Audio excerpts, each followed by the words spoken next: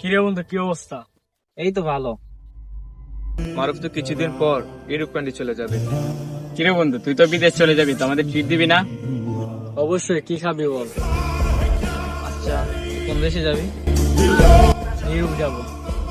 প্রথম India, India থেকে শ্রীলঙ্কা, শ্রীলঙ্কা থেকে দুবাই, তারপর মোরক্কো থেকে আর গেম দিব।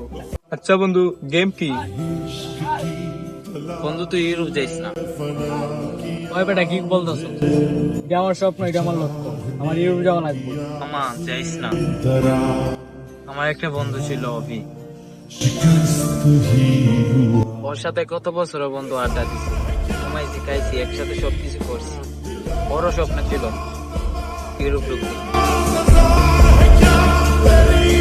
ও বাংলাদেশ থেকে ইন্ডিয়া, ইন্ডিয়া থেকে দুবাই, দুবাই থেকে মরক্কো। দালালরা 3 মাস ধরে গেম দেবো বলে গেম দিতেছে না। কে এখন 3 বেলার মাঝে 1 বেলা খায়, পাহাড়ে পাহাড়ে ঘুরে। ওর চেহারা গুলো পুরা আংরা হয়ে গেছে রে, ওরা দেখা চিনাই যায় না। এ এখন বেঁচে নাই রে। মৃত্যুর ঝুঁকি নিয়ে তুই এখানে যাইস না।